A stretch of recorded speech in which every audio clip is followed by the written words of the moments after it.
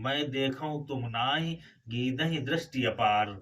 संपाति ने बता दिया। और संपाति कौन है? संपाति बुजुर्ग हैं, अनुभवी हैं और भगवान के भक्त भी हैं। और भक्त ऐसे नहीं बने हैं, भक्त बनने में भी कोई ना कोई कारण होता है। ऐसे कोई भक्त नहीं बन जाता है। संपाति भी अपने अभिमान के वशीभूत होकर के वो भगवान सूर्य को छूने चले थे। तो इतना बड़ा अभिमान था। और अभिमान जब उनका टूटा तो पंख जला करके वो जमीन में गिर पड़े। और गिरे हुए व्यक्ति को दो ही लोग उठाते हैं, या तो भगवंत उठाएगा और या तो संत उठाएगा।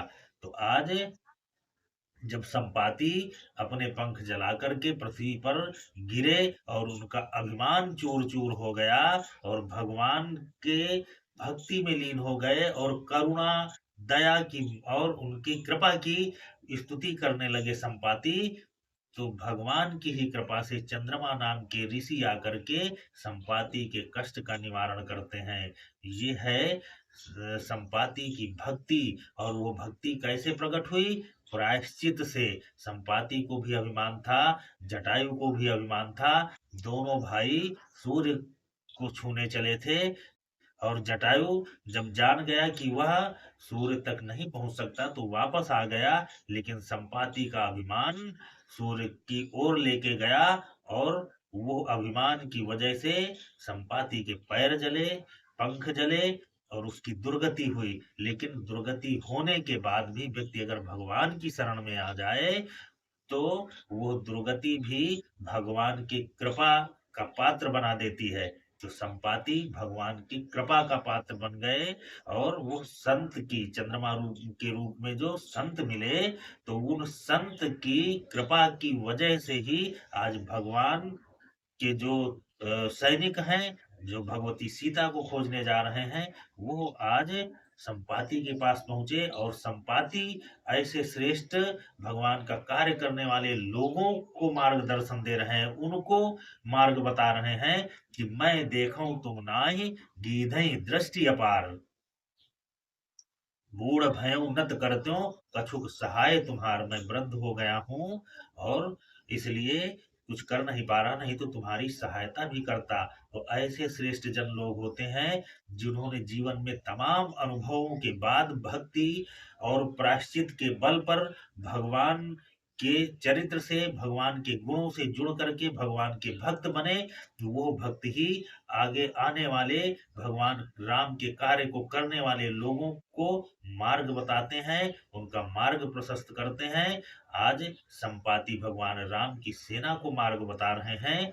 और यहाँ पर आप देखिए कि यहाँ पर संपाति बुजुर्ग हैं, वृद्ध हैं और भगवान के भक्त हैं। वो सेना को मार्ग बता रहे हैं।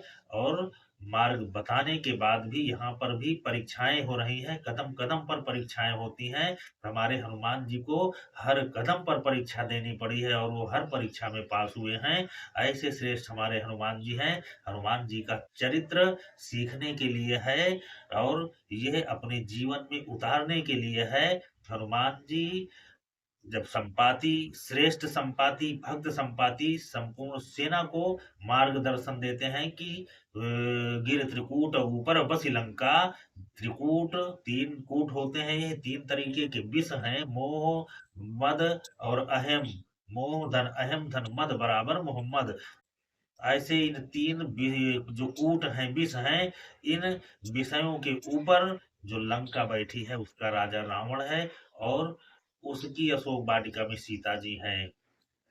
अब यहाँ भी बुजुर्ग संपाति ने मार्गदर्शन दिया। और आगे आप चल करके देखोगे तो जामवंत भी बुजुर्ग हैं। उस सेना के सबसे बुजुर्ग व्यक्ति है वो जामवंत हैं। और जामवंत भी माता सीता की खोज में ऐसे व्यक्ति को भेजना चाहते हैं कि जो श्रेष्ठ हो, बुद्धिमान हो, बलवान तो बहुत लोग हो जाते हैं, लेकिन बल से सारे काम नहीं होते हैं। जब तक बुद्धि नहीं लगाओगे, विवेक नहीं लगाओगे, तो बल हर जगह काम नहीं करता है। बलवान तो संपाति भी था, अपने बल के अभिमान में सूर्य को छूने गया था। लेकिन उस बल का परिणाम क्या हुआ कि अपने पंख जलवा लिया। तो बल से सारे काम नहीं होते हैं। बल का दुरुपयोग भी अगर होगा तो वह तुम्हारे अनिष्ट का कारण बन जाएगा। तो यहाँ पर जामवंत फिर पुनः जो है वो परीक्षा ले रहे हैं अपनी उस सेना में कि कौन व्यक्ति सीता का पता लगा सकता है। तो उन्होंने कहा भी, सारे लोगों ने तो मना कर दिया, अंगद कहीं जाऊं मैं पारा, जिये संशय कछु फिरती बारा। तो सारे लोगों ने तो हाथ खड़े कर दिया। अब ऐसा नहीं है कि वो बलवान नहीं थे, सारे लोग बलवान थे सेना में भगवान राम की। इसका सुंदरकांड के अंत में चौपाई भी दी गई है। तो आप जब अध्ययन करोगे तो चौपाई लिखी गई है कि जे पुर दह्यो हत्यो सुत तोरा, सकल कपिन मह तेहि बल थोड़ा। हनुमान जी को तो सबसे थोड़ा बल कहा गया। और वो जो रावण के अनुचर थे वो यहाँ आकर के सेना, भगवान राम की सेना को देख करके, गुप्तचर थे वो, और उस रावण से बता रहे हैं कि सकल कपिन महते ही बल थोड़ा, माने उनकी सेना में तो सबसे कम बलशाली था जो तुम्हारी इस लंका को जला के गया। तो इसका मतलब कि भगवान राम की सेना में तो बलशाली एक से एक थे, लेकिन खाली बल से काम नहीं होता है। रामायण हमें यह संकेत दे रही है कि सीता रूपी भक्ति का पता लगाना है तो खाली बल काम नहीं करेगा, उसके साथ में और कुछ होना चाहिए। तो आगे रामायण क्या बताती है कि जामवंत ने पहले हनुमान जी को क्या कहा कि का चुप साधि रहो बलवाना, माने बलवान कह करके हनुमान जी को जगाया जा रहा। तो भगवान हनुमान जी तो इन सब चीजों से खुश होने वाले हैं नहीं, क्योंकि उनको बल का अभिमान ही नहीं, अपने बल का ज्ञान ही नहीं है। तो उनकी तारीफ करके, उनको बलशाली कह के, पराक्रमी कह के कैसे आप जगा लोगे, कैसे उनको तैयार कर लोगे।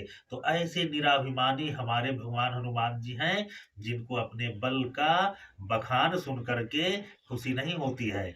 और जामवंत क्या कह रहे हैं, परीक्षा है हनुमान जी की कि काचू को शादी रहो बलवाना, तुम क्यों शांत हो, तुम बलवान हो। भगवान नहीं बोले कुछ। और फिर क्या दिया कि पवन तनय, माने तुम पवन के पुत्र हो, और बल पवन समाना, उनके ही तरीके, पवन के तरीके ही तुम्हारे बल है और तुम पवन के पुत्र हो। तब यहाँ पर किस चीज का इशारा किया जा रहा है, जामवंत जी हनुमान जी को क्या बता रहे हैं, अरे तुम पवन के पुत्र हो, तुम्हारे पिता इतने बलशाली हैं, तुम उस कुल वंश परंपरा में पैदा हुए हो और तुम्हारे पास बल भी वही है। लेकिन हनुमान जी उसमें भी कुछ नहीं बोले, क्योंकि वो इस विकार से भी परे हैं, ये विकार भी नहीं है वहां पर। तो पवन तनय बल पवन समाना। और इसके बाद क्या कहा उन्होंने कि राम काज लगी तो अवतारा।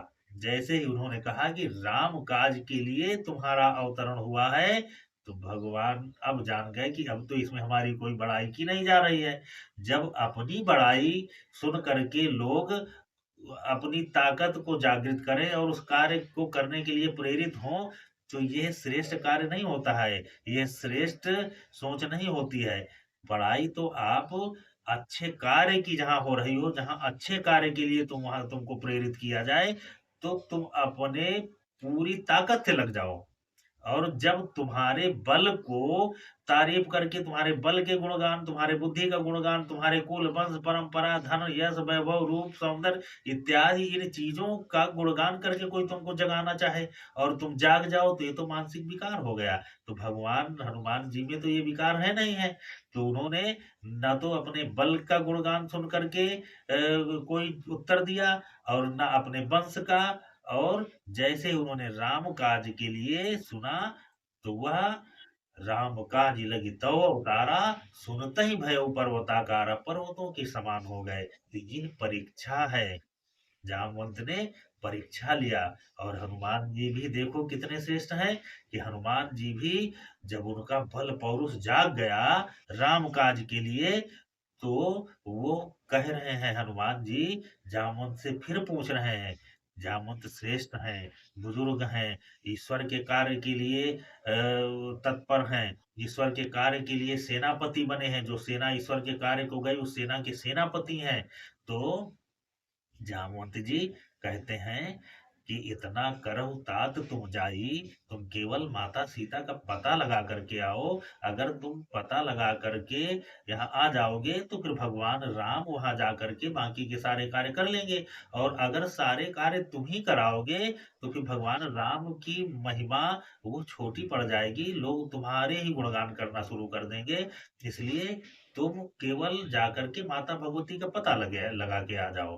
तो हनुमान जी को ये श्रेष्ठ लोग मार्गदर्शन देते हैं। इन श्रेष्ठ लोगों के मार्गदर्शन से हनुमान जी कार्य करते हैं, जबकि हनुमान जी में सब कुछ है, गुणों के भंडार हैं, ज्ञानियों में अग्रगण्य गुण के निधान है, महाबलशाली हैं, अखंड ब्रह्मचारी, अति शौर्य में महान, वेग वायु के समान है। तो वो तो गुणों के भंडार है, लेकिन ये समाज को सीख दे रहे हैं कि श्रेष्ठ जनों के मार्गदर्शन में श्रेष्ठ कार्य करने चाहिए।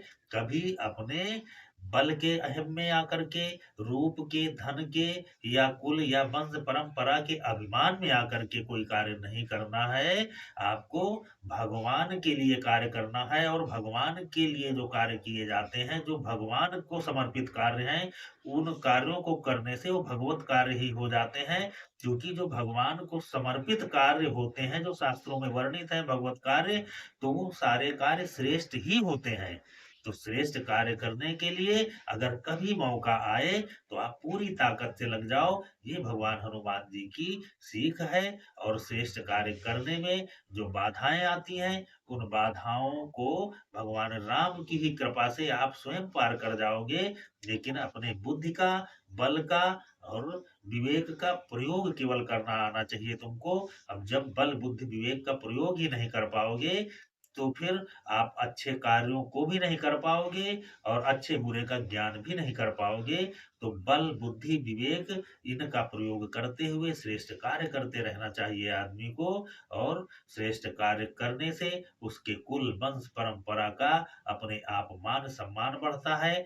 और जब मान सम्मान बढ़ेगा तो आपकी श्रेष्ठता अपने आप इस समाज में फैलेगी। लेकिन कभी उस श्रेष्ठता को सुन करके भी अहम नहीं आना चाहिए। और किसी भी चूंकि भगवान को अभिमान ही नहीं पसंद है।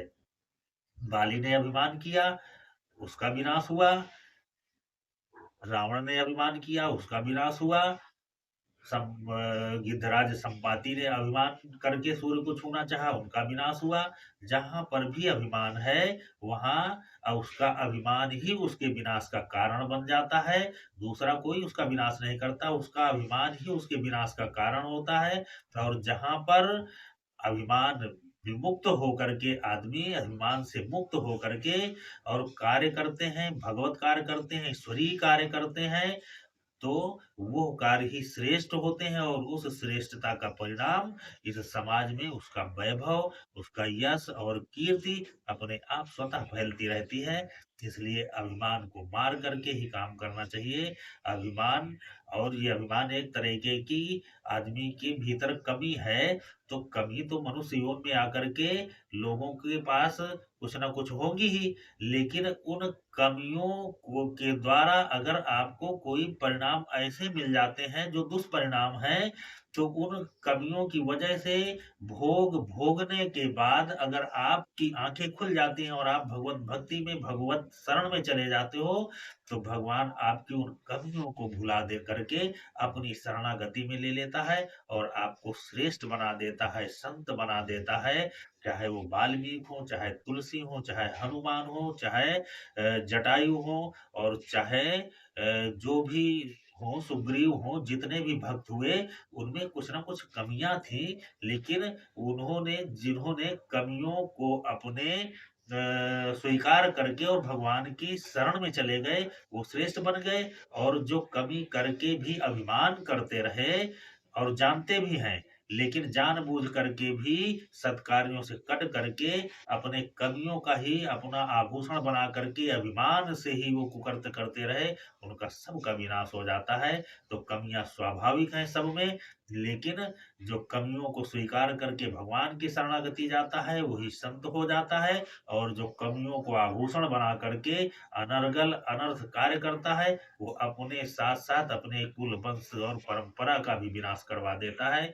इसलिए कमियों को स्वीकार करके भगवान की शरण में जाना चाहिए। जटायु और संपाति दोनों लोगों में कमियां थी, दोनों सूर्य को छूने गए, लेकिन एक ने अपनी कमियां स्वीकार करके वापस आ गया और दूसरा अभिमान में आकर के और आगे बढ़ा, उसके पंख जल गए और वो उसकी भी दुर्गति हुई। और जटायु की जो कमी थी वो कमी उसको भगवान से मिला दिया। लेकिन गिद्धराज संपाति की जो कमी से उसके पंख जल गए, इसके बाद शरणागति आया तो एक पहले आ गया, पहले ही स्वीकार कर लिया कमी को, एक ने अपने पंख जला करके स्वीकार किया। तो स्वीकार करने का परिणाम रहा कि एक को भगवान मिले, एक को हनुमान मिले। तो ये होती है कमियों को स्वीकार करने की प्राप्ति। और अगर आदमी इतना करने के बाद भी, कमियां करने के बाद भी अपनी कमियों को स्वीकार नहीं कर पाता है, तो भगवान तो दया की मूर्ति है, कृपा की मूर्ति है। तो वो तो सबको ही, सबका उद्धार करते हैं, सबको वो अपने धाम भेजते हैं। लेकिन उसका परिणाम जो होता है वो विघटनकारी होता है। रावण जैसे लोग पूरे जीवन भर नहीं भगवान को स्वीकार कर पाए और अपनी कमियों को आभूषण बना करके ही अपने माथे पर सजाए रहे। उसका परिणाम रहा कि सोने की लंका तक तहस नहस करवा लिया। इसलिए कमियां सब में स्वाभाविक हैं, लेकिन कमियों को स्वीकार करते हुए भगवान की शरणागति में रहना चाहिए।